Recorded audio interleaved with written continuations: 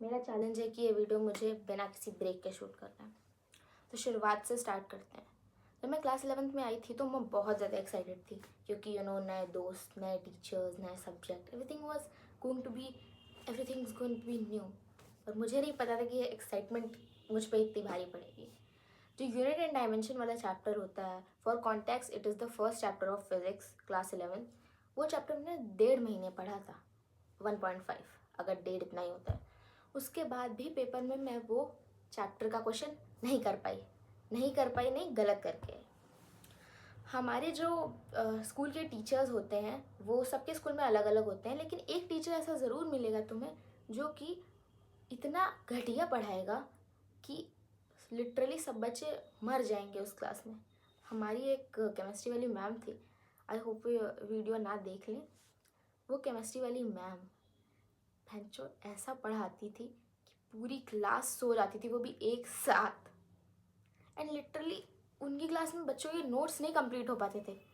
वो ऐसा पढ़ाती थी, वो क्लास में आती थी और वो बोलती थी कि बच्चों क्वेश्चन नोट करो, बोर्ड पे लिख दिया। उनको मतलब ही नहीं था कि बच्चों को समझ में आ रहा है नहीं आ रहा है। उनका एक मकसद था, क्लास में आना, अपना सिलेबस कंप्लीट करवाना, क्लास से चले जाना।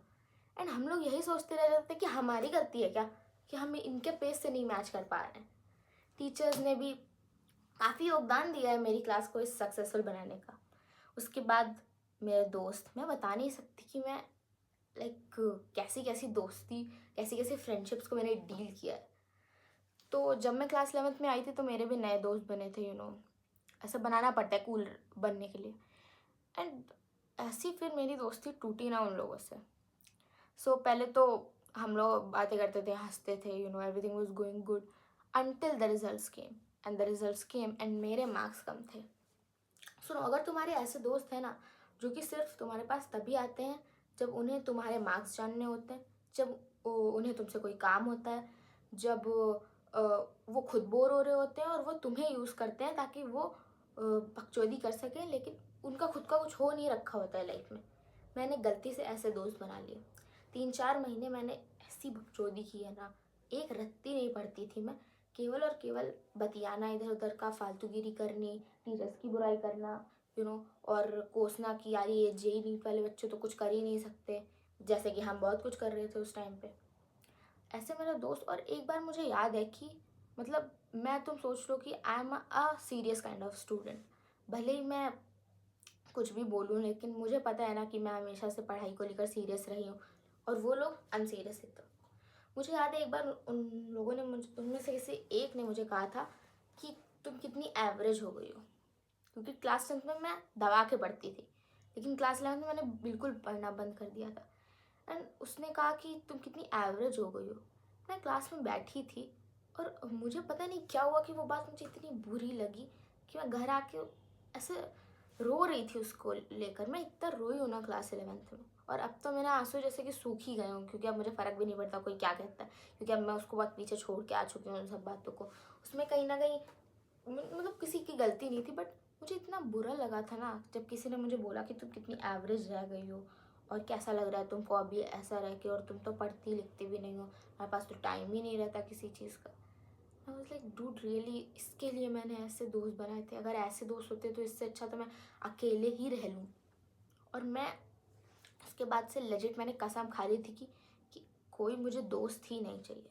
ऑल्दो मेरी बेस्ट फ्रेंड है, जो कि मैं उसकी बात नहीं कर रही हूँ, मैं इस टाइम पे उन लोगों की दोस्त बात कर रही हूँ जो कि हम लोगों ने नए दोस्त बनाया था आउट ऑफ क्यूरियोसिटी जाकर। उसके बाद से मैंने कसम खा ली कि मैं ऐसे फेक दोस्त से नहीं बनाऊंगी। और अभी तक ऐसा नहीं है कि बहुत दुश्मनी है मेरी उन लोगों से या फिर something like that, it's fine, हम लोग अभी भी दोस्त हैं। लेकिन मुझे रियलाइज़ हो गया है ना कि कब अब किसको किस तरीके से किसको क्या कहना है। लेकिन उन लोग को जैसे कि फ़र्क ही नहीं पड़ता कि किसको क्या बोलना चाहिए। नेक्स्ट चीज़, जो मुझे, मेरे एग्ज़ाम्स जब ख़त्म होने वाले थे तो मुझे लगा था इसके बाद मैं नहीं पढ़ूंगी एज़ यूजुअल। मुझे लगा था मैं फालतूगिरी करूँगी, छूतियापा करूँगी। लेकिन उस एग्ज़ाम में जब मेरे नंबर ख़राब आए थे, टू बी ऑनेस्ट मैं फ़ेल हो गई थी मैथ्स में। मैं अपनी लाइफ में कभी फ़ेल नहीं हुई आज तक, लेकिन मैथ्स के एग्ज़ाम में मैं फ़ेल हो गई। फ़ेल होने के बाद अब तुम कहोगे जैसी मैं थी वैसे, तो मुझे भी लगा था कि मुझे कोई फ़र्क नहीं पड़ेगा, लेकिन मुझे बहुत ज़्यादा फ़र्क पड़ा उसके बाद। एंड मैं जेन्युइनली बहुत सीरियसली मैंने उसके बाद पढ़ाई करने की कोशिश की, यही मेरे लिए बहुत बड़ी बात है। और बैकलॉग्स का तो पूछो मत, बैकलॉग्स तो मेरे इतने बन गए थे, लोगों का चैप्टर में बैकलॉग होता है, मेरे पूरा पूरा सब्जेक्ट बैकलॉग था। ऑर्गेनिक केमिस्ट्री भी मैंने दो हफ्ते पहले कंप्लीट किया, ऑर्गेनिक केमिस्ट्री, जिसमें हाइड्रोकार्बन मुझे बिल्कुल नहीं पसंद। जीओसी कितनी बार पढ़ लो, 100 बार पढ़ लो उसको, तब भी तुम उसमें मास्टर नहीं बन पाओगे। और हाँ, फिज़िक्स मुझे बिल्कुल नहीं पसंद, क्योंकि फ़िज़िक्स में कॉन्सेप्ट भी होता है एंड उसमें न्यूमेरिकल भी होते हैं। लेकिन मैथ्स ठीक ठाक चली थी, क्योंकि ऑब्वियसली मैं मैथ्स में फेल हो गई थी, तो मुझे मैथ्स को पढ़ना ही था हर हाल में। ठीक है, तो ये मेरे सब्जेक्ट्स ऐसे थे।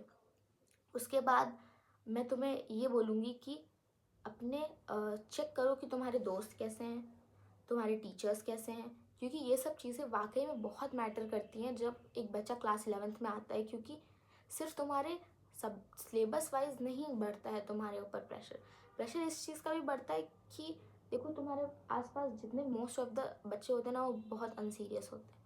उनको कोई मतलब नहीं होता कि तुम कौन से कॉम्पिटिटिव एग्ज़ाम की तैयारी कर रहे हो, तुम किस चीज़ की तैयारी कर रहे हो, वो बस तुम्हें जज करने के लिए बैठे होते हैं। और उनसे कुछ खास तुम्हें मिलेगा नहीं। ठीक है, वो सिर्फ 11th 12th में तुम्हारे फेयरवेल तक तुम्हारे साथ रहेंगे, उसके बाद तुम कहाँ वो कहाँ, कोई किसी को नहीं पता। तो प्लीज़ ऐसे दोस्तों से बच के रहो। एंड लोग मोस्ट ऑफ द लोग यही बोलते हैं कि उन्हें जे की जर्नी में, नीट की जर्नी में और ऐसे हाई स्कूल में बहुत अकेला फील होता है। अकेला फील होता है, आई नो, मुझे भी बहुत अकेला फील हुआ है। लेकिन उसका मतलब ये नहीं है कि मैं मुंह उठा के वापस से उन लोगों के पास चली जाऊँ अपना बोर्डम हटाने के लिए केवल। ये तुम बोर हो जाओ एक बार को यार, आउट ऑफ बोर्डम ही आके मैंने चैनल बनाया है। तुम प्लीज़ बोर हो जाओ, लेकिन ऐसे दोस्तों से प्लीज़ दूर रहो कि वो लिटरली तुम्हारी मेंटल हेल्थ की मार बहन एक कर देते हैं। सीरियसली, यही मुझे बहुत सारी चीज़ें सीखने को मिली इस क्लास के से। और फिर लास्ट में मैं तुम्हें कुछ टिप्स दूंगी, प्रो टिप्स, जिन्हें तुम फॉलो करना और तुम बताना कि तुम हमारी क्लास 11th उसके बाद कैसी गई। And these are like general tips जो हर बच्चे को फॉलो करने चाहिए। पहली टिप जो मैं बताऊंगी कि मार्क्स डू मैटर। ऐसा अगर कोई तुमसे कहे मार्क्स डोंट मैटर, प्लीज़ उस इंसान से दूर भाग जाओ, क्योंकि मार्क्स बहुत मैटर करते हैं यार। लोग तुमसे लिटरली बच्चे दूसरों से पूछते हैं तुम्हारे मार्क्स के बारे में, वो खुद नहीं पूछते। टीचर्स तुम्हारे मार्क्स जानना चाहते हैं, तुम्हारे पेरेंट्स तुम्हारे मार्क्स जान के तुम्हें जज करेंगे, तुम्हारे दोस्त ऐसे ही जज करेंगे तुम्हें। तो मैं कहूँगी कि you don't have to be a topper, but ठीक ठाक नंबर प्लीज़ ले आया करो, वरना तुम्हें ही प्रॉब्लम होगी। अच्छे मार्क्स से तुम्हें तुम्हारी एक तो पता नहीं इमेज होगी भी या नहीं होगी, लेकिन वो इमेज ठीक ठाक रहती है। और इस चक्कर में मत रहना कि टीचर की गुड बुक्स में आना है। भाई, टीचर बहुत दोगले होते हैं यार, उनकी गुड बुक्स पे रहने का कोई फ़ायदा नहीं है। ठीक है, और मैं फिर कहूँगी कि हाँ, ठीक ठाक मार्क्स ले आना। एंड कंसिस्टेंसी बहुत मेंटेन करनी। दूसरी टिप कि कंसिस्टेंसी मेंटेन करना, मुझे लगता है एक दिन का, मुझे पता है कि एक दिन का काम नहीं, क्योंकि मैं अभी तक कंसिस्टेंट नहीं हो पा रही हूँ। मैं ट्राई करती हूँ लेकिन मैं हो नहीं पा रही हूँ। ठीक है, मैं तुमसे कहूँगी कि प्लीज़ तुम दिन में 1 घंटा निकाल के, आधा घंटा निकाल के पढ़ ज़रूर लेना, क्योंकि एग्ज़ाम में तुम्हें बहुत काम आने वाली है टिप। मैं खुद वो बच्ची हूँ जो कि एग्ज़ाम के एक दिन पहले पढ़ी थी। क्यों? क्योंकि मैंने शुरुआत से पढ़ाई नहीं की थी। अगर मैं दिन का आधा घंटा भी निकाल लेती ना यार, 15 मिनट, आधा घंटा, 1 घंटा, इतना मिनिमम टाइम तो सबके पास होता ही है। अगर तुम इतना भी निकाल के पढ़ लोगे ना, you are good to go for your exam, तुम्हारे मार्क्स अच्छे आ जाएंगे। नेक्स्ट चीज़ तो मैं कहूँगी तुमसे कि ऐसे टीचर ढूंढो जो कि जेन्युइनली में अच्छे हो, जो कि जेन्युइनली तुम्हें हेल्प करे, इरिस्पेक्टिव ऑफ तुम्हारे मार्क्स कितने आते हैं, तुम कैसे हो पढ़ने में। ठीक है, उस चीज़ को हटाकर अनदर चीज़, अगर तुम्हें एग्ज़ाम में अच्छे नंबर लेकर आने हैं तो क्लास में अपने कान खोल के रखो। जो टीचर, स्कूल के टीचर्स जो तुम्हें अच्छे इंपॉर्टेंट क्वेश्चंस बताएं तुम्हारे होम एग्ज़ाम्स के लिए, तुम्हारे आने वाले एग्ज़ाम्स के लिए जो तुम्हारे स्कूल में होते हैं, प्लीज़ उन इम्पॉर्टेंट क्वेश्चंस को नोट डाउन करो, उन पे हाईलाइट करो और पेपर के पहले वही पढ़ के चले जाओ, वही क्वेश्चन आते हैं। मैंने ये ट्रिक अपनाई थी एंड जनरली उसकी वजह से अभी मेरा मैथ्स का एग्ज़ाम कल था, बहुत देर में बिना पढ़े बहुत अच्छा देखे, क्योंकि मैंने वही क्वेश्चन करे थे जो कि उन्हें टिक कराए थे। और उसके बाद मैं कहूँगी कि जो ये ऑब्वियसली तुम एग्ज़ाम के पहले वन शॉट तो देख के जाते होगा। वन शॉट की एक मैं तुम्हें बहुत ही ब्रूटल ट्रुथ बताऊँ, that you can not escape them. मतलब अगर तुम सोचो कि कि मैं सेल्फ स्टडी कर लूँगा और पेपर के पहले नहीं देख के जाऊँगा वन शॉट, तो तुम नहीं ऐसा कर सकते, क्योंकि वन शॉट्स को बनाया ही ऐसे जाता है कि थंबनेल पे तुम्हें दी जाएगा 70/70। जो बच्चा साल भर कुछ नहीं पढ़ के गया वो क्यों नहीं देखेगा उस वन शॉट को, मुझे ये बताओ। और प्लीज़ वन शॉट्स को ऐसे यूज़ करो कि तुम उन्हें रिवीजन पर्पज़ के लिए यूज़ करो। ऑल्दो राजवन सर जैसे teachers and Om Pandey sir जैसे टीचर्स ने जिस तरह के लेक्चर बना सकते हैं, बाय गॉड उनका कोई मुकाबला ही नहीं है हमारे स्कूल टीचर्स से, बट फिर भी I will tell you to please use one shots as a revision technique, as कि तुम नोट्स बना सकते हो, एंड नोट्स भी स्टार्टिंग से बनाओ, वही तुम्हारे लिए अच्छा होगा। एटलीस्ट लास्ट में जाकर तुम्हारे पास कुछ रिसोर्स तो बचेगा। कुछ बच्चों के पास तो रिसोर्स ही नहीं होता कि पढ़ेगा से, दूसरों के नोट्स प्लीज़ मत लिया करो, वो बहुत ही बेकार चीज़ होती है। ऑल्दो वीडियो काफ़ी बड़ी हो गई है, फिर भी अगर तुम्हें सब पार्ट 2 चाहिए होता तो बताना कमेंट करके, and thank you for watching this video.